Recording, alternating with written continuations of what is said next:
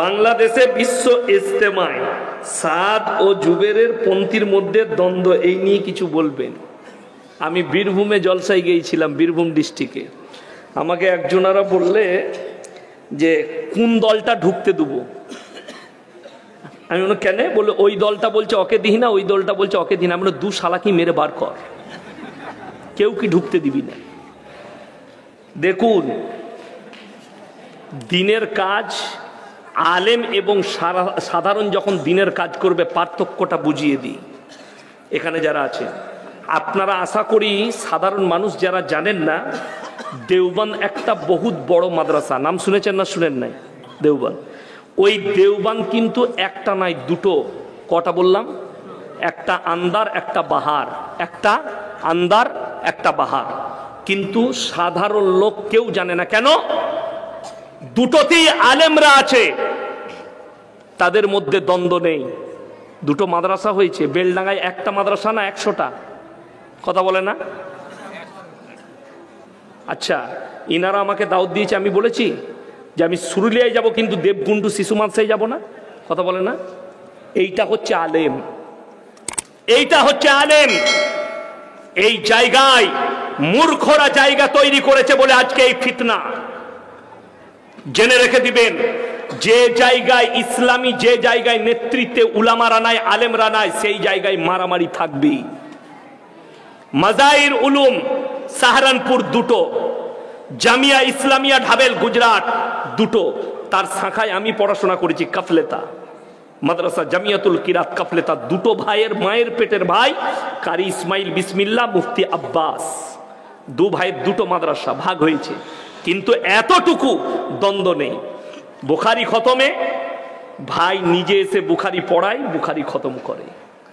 ভাই কিরাতের মেহফিল হলে man guest হিসাবে কারি ইসমাইল বিসমিল্লাহ থাকে, কোনো কিচ্ছু নাই। কেন? দুটো দলই আলেমের। কিন্তু বড় কষ্ট লাগে আজকে আলেম না থাকার কারণে এতগুলো দ্বন্দ্ব দাঁড়িয়েছে। দুঃখ লাগে এই বিশ্ব ইজতেমায় আগের বারে 11 জন মার্ডার হয়ে গেছে, মুসলমানদের হাতে মুসলমানরা মার্ডার হয়েছে, এদিকে মুসলমান বলাই যাবে না। আমেরিকা ডোনাল্ড ট্রাম্পের জয়ে খুশি মুসলিমরা, এই বিষয় নিয়ে কিছু বলবেন? কে বললে মুসলিমরা খুশি? ডোনাল্ড ট্রাম্প আসুক, জর্জ বুশ। আচ্ছা আচ্ছা, গুটা যদি শুকিয়ে যায় ওপর দিকটা দিয়ে, পাক হয়ে যাবে? কথা বলে না? পাক হবে কি? হবে না। তাহলে গুয়ের দু পিঠটাই সমান। যে মালটা ছিল সেও যাহা ইউতা, সে একটু শুকনো, ই একটু ভিজে, অসুবিধা কিচ্ছু নাই তো। কে বললে মুসলমানদের খুশি? না, ভুল বলছে। মহিষ ভান্ডারী পুকুরে গোসল করলে রোগ ভালো হয়, এই কথা বললেন বাংলাদেশের জাহাঙ্গীরা হুজুর। আবার ওই গুটকাখোরের নাম ই দেখেছেন? সুইমিং পুলে না কোন পুকুরে গাদ, এটা বাংলাদেশের কথা বলছেন। আমাদের পাথর চাবড়ির নাম শুনেছেন না শুনেননি? আরে বেলডাঙ্গা মুর্শিদাবাদের লোক পায়ে হেঁটে যায়, খালা চলতে পারছে না। খালা বাস পাওনি, দাতা বাবার মাজারে যাবে, বা হুজুর বলেছে পায়ে হেঁটে গেলে হজের নেকি পাবো। তোবা তোবা, পায়ে হেঁটে গেলে হজের নেকি। আপনারা দেখেছিলেন সিহাব বলে একটা ছেলে কেরলের না কোথাকার পায়ে হেঁটে হজে যাচ্ছিল? হজটা ইসলাম সম্মত লয়। আমার কাছে ফতোয়া নিলে এটা ইসলাম সম্মত লয়। কোরআনে আছে, তোমরা আল্লাহ তাআলা তোমাদের জন্য পরিবহনের ব্যবস্থা করেছে। নবীজির জামানায় ছিল উট, তারপরে ঘোড়া, এইগুলো সব আপনাদের জন্য পরিবহন। এখন প্লেনের ব্যবস্থা আছে না? নাই, আছে। আমার বিরুদ্ধে কলকাতার ফুরফুরার এক হুজুর বলে এলো, আরে ওই মৌলবি কিছু জানে না, পায়ে হেঁটে নবীজি হাদিসে বলেছেন তোমরা পায়ে হেঁটে হজ করো। তারপরে দেখছি সে হুজুর নিজে প্লেনে উমরা করতে যাচ্ছে। তুই পায়ে হেঁটে গেলি না? কথাটা বুঝতে পেরেছেন না পারেননি? না, রাসূল সাল্লাল্লাহু আলাইহি ওয়াসাল্লাম হাদিস বর্ণনা করেছেন, সেটা হচ্ছে মক্কা মদিনাবাসীর জন্য। হাদিসটা কোরআনটা খুললে বুঝতে পারবে, তারপরে যখন দিনের দিন উন্নত হয়েছে, এখন মক্কা থেকে মদিনা কিসে যায়, হেঁটে না বাসে? ট্রেন আছে না নাই? বুলেট ট্রেন আছে মক্কা থেকে মদিনা, মাত্র 2.5 ঘন্টায় সফর তেই করে দেয়। 450 কিলোমিটার, 470 কিলোমিটার বুলেট ট্রেন 2.5 ঘন্টায় নিয়ে যায়। ঘন্টায় কত 100 কিলোমিটার গতি। বাসগুলো সব ভলভো, টেনে নিয়ে 4 ঘন্টা 5 ঘন্টায় ঢুকিয়ে দিচ্ছে, 3.5 ঘন্টায় বাসগুলো ঢুকিয়ে দিচ্ছে। তো বাসে আল্লাহ যখন ব্যবস্থা করবেন তখন বাসে। এখন যদি কেউ বলে নবীজির জামানায় সাহাবীরা একটা খেজুর খেয়ে থাকতো, তারা বড় কষ্ট করেছে, তাই আমার কাছে টাকা এলেও আমি খাবো না, বেলডাঙ্গা বাজারে তুই গোবরের উপরে সুগা। আর হাদিসে আছে, কোরআনে আছে, আল্লাহ তোমাদিকে মাল দিলে তোমরা উপভোগ করো। যার কাছে টাকা আছে একটা ভালো বাড়ি করুন। আল্লাহ যাকে পয়সা দিয়েছে, এখন গরম বেশি হচ্ছে, এসি লাগানো প্রয়োজন, আপনি বাড়িতে এসি লাগান, কোনো গুনাহ নেই। এখন মসজিদে এসি লাগান, প্রয়োজন নেই। এটা কিয়ামত যত কাছে আসবে আল্লাহ তাআলা দুনিয়াতে দেখিয়ে দিবেন, গরম বাড়বে, শীত বাড়বে, বর্ষা বাড়বে। আস্তে আস্তে কোরআনে আছে ওয়াইদাল বিহারু ফুজ্জিরাত, আমি সমুদ্রকে উতলে দেবো। সমুদ্র আস্তে আস্তে উপর দিকে উতলে পড়বে। এটা কিয়ামতের আলামতের মধ্যে একটা আলামত। গরম বেড়ে যাবে। আর 2030 পর্যন্ত কেন? গাছপালা সব কেটে ফেলা হচ্ছে। আমাদের NH2টা 4 লেন ছিল, এখন 6 লেন। দুদিকে যে গাছ ছিল আর একটাও গাছ থাকবে না, একটা গাছ থাকবে না। সরকার, কেন্দ্র সরকার অর্ডার দিয়েছে 2030 সাল পর্যন্ত সমস্ত লরিওয়ালা দিকে ট্রাককে সব এসি করতে হবে কোম্পানিকে। বিনা এসির আর লরি থাকবে না, গাড়ি থাকবে না, সব এসি। কেন? রাস্তায় আর গাছপালা থাকবে না। আপনি রেডি হন, যেমনি কোনা এক্সপ্রেসের কাজ শুরু হবে 34 নম্বর 6 লেন হবে খুব তাড়াতাড়ি। এই রোডটাও 6 লেন হবে বেলডাঙ্গাটা। ওই জন্য ওরা এখন অনেক জায়গায় কাজ করে নাই, ভেঙে রেখে দিয়েছে। যতগুলো ব্রিজ তৈরি হয়েছে সব 6 লেন। বাইপাস তৈরি হয়েছে বহরমপুরে 6 লেন, রায়গঞ্জ 6 লেন। যতগুলো ব্রিজ তৈরি করছে সব 6 লেন তৈরি হয়ে যাবে খুব তাড়াতাড়ি। গাছপালা থাকবে না, পলিউশন বেড়ে যাবে, গরম বাড়বে। আফ্রিকার জঙ্গলের গাছ চুরি হতে লেগেছে, অ্যামাজনের জঙ্গলের গাছ চুরি হচ্ছে। ওই জন্য তো বৈজ্ঞানিকরা বলছে শিক্ষিতরা গাছ লাগান, প্রাণ বাঁচান। একটা গাছ কত বড় মূল্যবান, গাছ লাগানো একটা প্রাণ বাঁচানোর সমান। ওই জন্যে আমরা সকলে ইনশাআল্লাহ ইমানের উপরে টিকবো। জোরে বলুন ইনশাআল্লাহুল আজিজ। শিরক কেউ করবেন না, হাত তুলে বলুন তো ইনশাআল্লাহ। শিরকে কেউ লিপ্ত হবেন না। এই ভণ্ডদের কাছ থেকে দূরে থাকবেন। 5 ওয়াক্তের নামাজ সবাই পড়বেন, জোরে বলুন ইনশাআল্লাহ। নিজেদের মা বোনদিকে পর্দায় রাখুন। আমি মায়ের দিকে বোনদিকে বলবো, হ্যাঁ আপনি যদি বলেন যে দাওয়া আর দোয়া আছে কিনা, অবশ্যই দোয়া আছে। আপনার স্ত্রী, আপনার জ্বর এসছে, 11 বার সূরা ফাতিহা পড়ে পানিতে ফুঁক দিয়ে দম করে পানিটা পান করুন, আল্লাহ চাইলে শিফা হবে। কিন্তু আপনি যদি বলেন যে না অমুক হুজুর এমন তাবিজ নেই, ছেলে হয়ে যাবে, হাতে তাবিজ বেঁধেছে বলছে ছেলে হবে। আচ্ছা ডাক্তারের ওষুধ দিলে খেতে হয় তবে ছেলে হয়, না না খেয়ে ছেলে হয়? কথা বলে না। ডাক্তারের ওষুধটা হাতে বাঁধেন কি? খেতে হয় তবে কাজে লাগবে, খেলে আচ্ছা খেলে তবে কাজে লাগে। কিন্তু কষ্টটা কি জানেন? আমাদের দেশের লোক বলছে আরে একজন হুজুর ফতোয়া দিচ্ছে, মা তোমার যদি বাচ্চা না হয়, মা তোমার যদি ছেলে না হয়, তুমি পাথর চাবড়ি দাদা বাবার মাজারে 3 দিন শুবে, তোমার ছেলে হয়ে যাবে। হ্যাঁ মাজারে শুলে ছেলে হয়? আমরা তো শুনেছি স্বামীর পাশে শুলে ছেলে হয়। কে বুঝাবে গুটকা খোরকে? ফতোয়া কার? জিলাপি হুজুরের। আমরা কখনো বলি নাই তো জিলাপি খাওয়া হারাম, কখনোই নয়। জিলেপি খান, কিন্তু মাজারের পড়া জিলেপি হারাম, মাজারের সিন্নি হারাম, মাজারের পড়া মুরগি হারাম, মাজারের দেওয়া আপনার যে কোনো জিনিস আল্লাহ ব্যতীত অপরের নামে উৎসর্গ করা জিনিস হারাম। আমার ভাই, কোরআনে আছে, লাস্টে বলবো 3টে কথার উপরে আমল করবেন, জোরে বলুন ইনশাআল্লাহ। যাদেরকে আল্লাহ মাল দিয়েছে 3টে কথা। মাথায় রাখবেন তিনটে কথা, এই তিনটে কথার উপরে যারা আমল করবে আল্লাহ তাদের মালের হেফাজত করবে। যেরকম সুবহানাল্লাহ। এক নম্বর, ওয়া আতিদাল কুরবা হাক্কাহু ওয়াল মিসকিনা ওয়াবনাস সাবিলি ওয়া লা তুবাদদির তাবদীরা। এক নম্বর হচ্ছে ওয়া আতিদাল কুরবা, তোমার কাছের গরিব যদি হাত পাতে তার হাতকে ফিরিও না। দুই নম্বর, ওয়াল ইয়াতামা ওয়াল মাসাকিন, এতিম আর মিসকিন যদি তোমার কাছে হাত পাতে তার হাতকে ফিরাবে না। ওয়াবনাস সাবিলি ওয়া লা তুবাদদির তাবদীরা। আর তিন নম্বর, মুসাফির যদি তোমার কাছে হাত পাতে তাদের হাতকে তোমরা জীবনে ফিরিও না। কেউ কি যদি আপনি 1 টাকা দান করেন বেলডাঙ্গায়, আপনার গ্রামে, মনে মনে ভাববেন যে আল্লাহ তুমি আমাকে দেনেওয়ালা বানিয়েছো, আমাকে হাত পাতনেওয়ালা বানাওনি। শুকর আদায় করবেন। কোরআনের সঙ্গে কে কে মহব্বত করবেন হাত তুলেন ইনশাআল্লাহ। মাশাআল্লাহ। আমার ভাই, আমাদেরও অভাব আমরা বুঝাতে পারি না তাদিকে। জিহাদ মানে একটাই, মানে তারা জানে যে মুসলমান কাছে অর্ডার আছে, কোরআনে আছে, কাফেরকে কেটে দাও। কিন্তু এটা মোটেই নয়, এটা একদম নয়।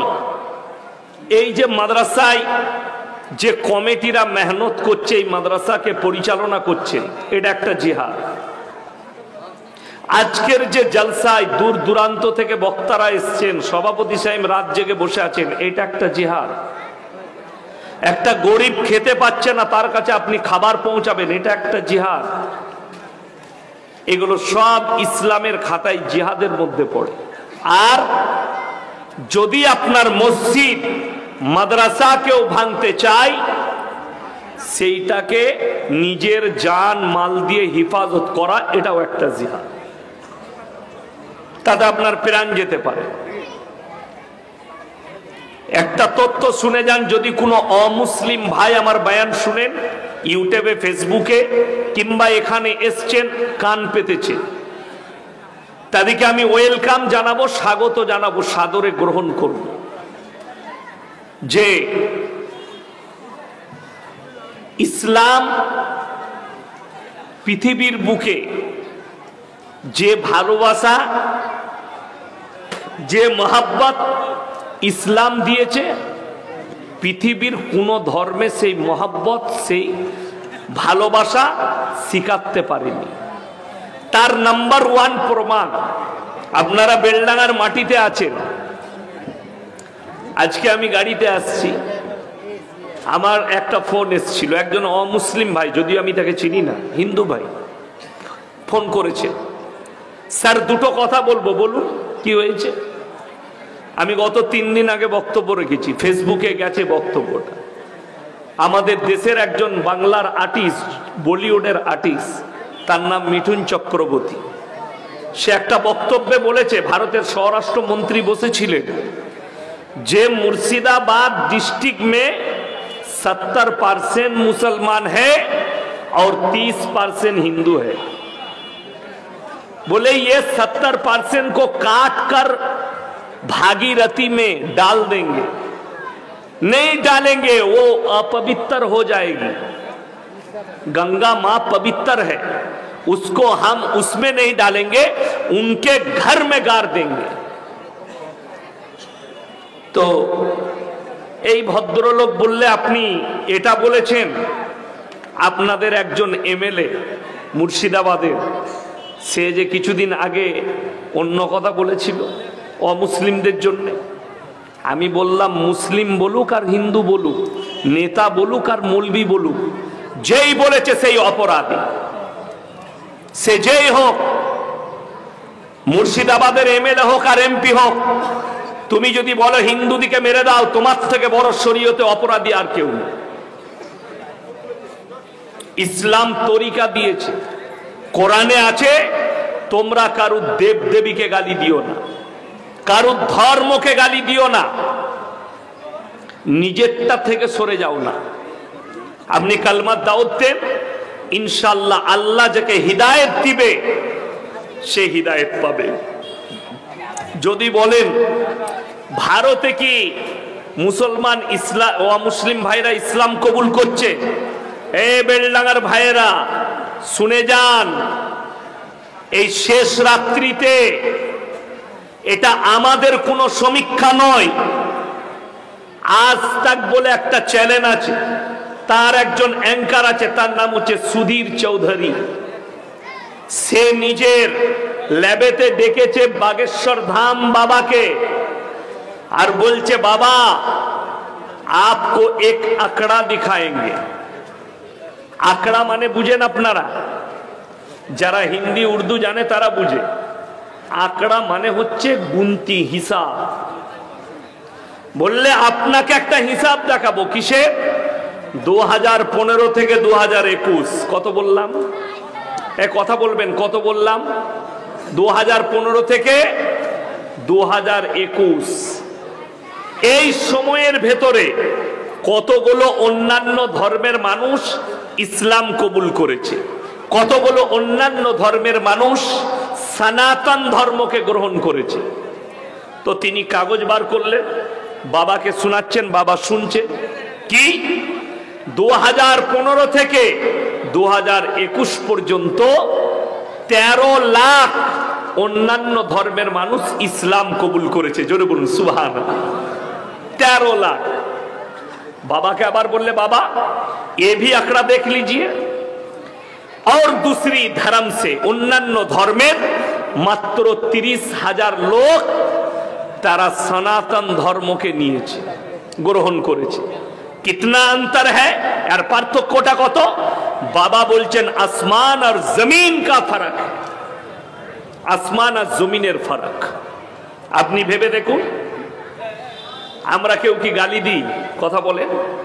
আমার 1 লাখ জলসা ছুটছে ইউটিউব আর ফেসবুকে, একটা কোনো অমুসলিম ভাই, কোনো শিক্ষিত মুসলমান ভাই একটা জলসা যদি বার করতে পারেন, আমি শ্রী রামজিকে গালি দিয়েছি, শ্রী কৃষ্ণজিকে গালি দিয়েছি, দুর্গাকে গালি দিয়েছি, কালী ঠাকুরকে গালি দিয়েছি, সরস্বতীকে গালি দিয়েছি। একটা যদি বার করতে পারেন, আমি জীবনে আর সমাজের বুকে বক্তব্য দেব না। এখন আমি স্টেজে আছি 1.5 ঘন্টা, যদি কেউ বার করে দেখাতে পারেন, আমি আজকে পয়সাও নেব না, নেমে গাড়ি চেপে পালিয়ে যাবো, জীবনে বক্তব্য দেবো না। কাল থেকে জলসা বন্ধ, মাদ্রাসার ক্লাস করব। দেই কিন্তু বড় কষ্ট লাগে, প্রতিনিয়ত ভারতের কেউ না কেউ নবীজিকে গালি দিচ্ছে, কেউ না কেউ রসুলকে গালি দিচ্ছে, কেউ না কেউ কোরআনকে গালি দিচ্ছে, কেউ না কেউ দাড়ি টুপিকে গালি দিচ্ছে, কেউ না কেউ মুসলমানকে ধরে জয় শ্রীরাম বলে মারছে। আমি 2 দিন আগের ভিডিও দেখলাম, আমাদের বাংলার, যদিও জায়গাটা জানা যায়নি কোথায়, একটা হিন্দু পাড়ায় একটা মুসলিমদের হোকার, ছেলেটা কিন্তু মুর্শিদাবাদেরই হবে। কি করে? থালা বাসন এসব বিক্রি করে। সে বেচারা গলিতে ঢুকেছে, তাকে জিজ্ঞেস করছে তোমার নাম কি? সে নাম বলেছে মুসলিম। বলে না না, এদের কাছ থেকে কেউ মাল কিনবে না। মেয়েটা বলছে বেরিয়ে যাও, এর কাছে মাল কিনো না, এরা টাকা ইনকাম করবে, আবার বাড়িতে গিয়ে আমাদিকে মারবে। এখনো পর্যন্ত সেই মেয়েটা অ্যারেস্ট হয়নি, এখনো পর্যন্ত মিঠুন চক্রবর্তী অ্যারেস্ট হলো না। দুঃখের বিষয়, আপনাকে এখানে 2টো কথা ভাবতে হবে, শুনে যান। কুকুর 2টো সময় চিল্লায়। কটা সময় বললাম? কুকুর 2 সময়ে চিল্লাতে শুরু করে। এক, যখন কুকুর খেপে যায়। कुत्ता जब भौंकता है 2 टाइम भौंकता है, अगर कुत्ता पागल हो जाता है तो भौंकना शुरू करता है, और दूसरी टाइम अगर पीछे मालिक खड़ा रहता है तो कुत्ता भौंकता है। বুঝতে পেরেছেন না পারেননি? কুকুর 2টো টাইম চিল্লায়, হয় যখন কুকুর খেপে যায় তখন চিল্লায়, আর তা না হলে পেছনে মালিক দাঁড়িয়ে থাকলে সে কুকুর চিল্লায়। দেখবেন সমুদ্রের কিনারায়, আমি মুম্বাইয়ে দেখেছি, মুম্বাই জুহি চৌপাটিতে গেছি আপনার পাও ভাজি খেতে, সেখানে দেখছি একটা লোক বড় কুকুর চেন ধরে আছে সাথে করে, তো আমাদিকে দেখে চিল্লাচ্ছে। সে তো জানছে মালিক আমাকে ধরে রেখেছে, ও এসে আমাকে মারতে পারবে না। কথাটা বুঝতে পেরেছেন না পারেননি? রাস্তায় যদি কুকুর এমনি চিল্লায়, তাকে ফাটাম করে লাঠি করে মারবেন না? মারবেন না? চুপ। কুকুর এই দুটো সময় চিল্লায়। যারা গাল দিচ্ছে, हम वो कुत्ते को कह रहा हूं रसूल को गाली दे रहा, पहले आंकड़ा तो सुन लो। আমার নবীজিকে যত গালি দেবে তত ইসলাম প্রতিষ্ঠিত হবে। জোরে বলুন সুবহানাল্লাহ। আপনারা দেখতে পেলেন এই মৌলবীদের কত খারাপ কাজ। আমাদিকে বলছে মাদ্রাসা ছাড়। আপনার দুটো বাচ্চার বক্তব্য শুনলেন, হাদিস পড়াগুলো শুনলেন, একজন হাদিস পড়লো, একজন মানে বলল, আপনারা শুনতে পেলেন। মৌলবীরা তো এই কাজ করছে। আজকে শুনেলেন আল্লামা ইকবালের ভাষা, ইস ঘর কো আগ লাগি ঘর কি চিরাগ সে। মুসলমান, তোমরা নিজেদের ঘরে নিজেরা আগুন ধরিয়েছ। পশ্চিম বাংলার অ্যাসেম্বলিতে এতগুলো মুসলমান এমএলএ এমপি আছে, এদের মুখে কুলুপ এঁটে আছে। আমি চ্যালেঞ্জ ছুড়ে বেলডাঙ্গায় বলে গেলাম, নাজিয়া ইলাহি খান বলে একটা দেহ ব্যবসায়ী মেয়ে বিজেপির পাট্টা লাগিয়ে আছে গলায়, প্রতিনিয়ত রসুলকে গালি দিচ্ছে, কোরআনকে গালি দিচ্ছে, ইসলামকে গালি দিচ্ছে। অথচ আমরা যেদিকে ভোট দিয়ে অ্যাসেম্বলিতে পাঠালাম, এরা নিজের পদের জন্য চুপচাপ বসে আছে, প্রতিবাদ কেউ করেনি। একটা প্রতিবাদ বার করে দেখিয়ে দেন कि हमारे रसूल को गाली दे रहा है। अगर हिम्मत है तो एक मर्तबा हमारे साथ बैठकर देखो, मैं प्रूफ कर दूंगा कि हराम क्या औलाद है। আমি চ্যালেঞ্জ ছুড়ে বললাম, আমি তসলিমা নাসরিনের বই থেকে তসলিমা নাসরিনকে আমি প্রমাণ করিয়ে দিতে পারবো সে হারামের আওলাদ। তার বই থেকেই, সে নিজের বইয়ে নিজে লিখেছে আমি হারামের আওলাদ। কে? তসলিমা নাসরিন। কেন? বইটার নাম লজ্জা। লজ্জা বইয়ে লিখেছে, আমি আমার মাকে আমার চাচার মশারিতে দেখেছি। যার মা চাচার সাথে শোয় তার জন্ম হালাল কি করে হতে পারে? তসলিমা নাসরিন তো হারামের আওলাদ, অবৈধ সন্তান, যেটাকে বাংলা ভাষায় বেদ সন্তান বলা হয়। সে আমার রসুলকে গালি দেয়, সে মা আয়েশাকে গালি দেয়, সে কোরআনকে গালি দেয়, সে দাড়ি টুপিকে গালি দেয়। বড় কষ্ট লাগে। আজ থেকে আপনাদেরকে বলছি, নিয়ত করুন আমরা কোরআনের সঙ্গে থাকবো। জোরে বলুন ইনশাআল্লাহ।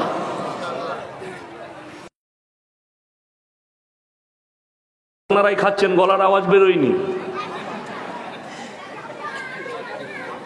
আমি কি খেলাম? কিছু খেয়েছি? একটা রুটি খেলাম ওপরে বসে। এখন আমি পুরো পাওয়ারটা দিই নাই, নিতে পারবে না, কানগুলো ফেটে যাবে। আর তোমরা গরুর গোশত দিয়ে ভাত খেয়ে এসে গলা বেরুচ্ছে না। আরে এমন আওয়াজ দাও মিঠুন চক্রবর্তী যেন বুঝতে পারে না বেলডাঙ্গায় যাওয়া যাবে না। বড় কষ্ট লাগে এইসব মানুষগুলোকে দেখে। নবীজিকে যদি কেউ গালি দেয়, ইসলামকে কেউ গালি দেয়, তাকে ওয়াই ক্যাটাগরির বডিগার্ড পাওয়া যায়। ঠিক বললাম না ভুল বললাম? যারা শিক্ষিত লোক আছেন, মাস্টার, ডাক্তার আছেন, প্রফেসর আছেন, ইঞ্জিনিয়ার আছেন, তারা জানবে ভারতের একজন লোক মুসলিম, তার নাম হচ্ছে মকবুল ফিদা হোসেন, নগ্ন ছবি এঁকেছিল দেবদেবীর। তাকে ভারত ছাড়তে খালি নগ্ন ছবি আঁকার কারণে। আমার হিন্দু ভাইয়েরা, হে ভারতের সনাতন ভাইয়েরা, মকবুল ফিদা হোসেন যে নগ্ন ছবি এঁকেছে, এটা কোনো ভালো কাজ নয়, চরম পর্যায়ের অপরাধ করেছে।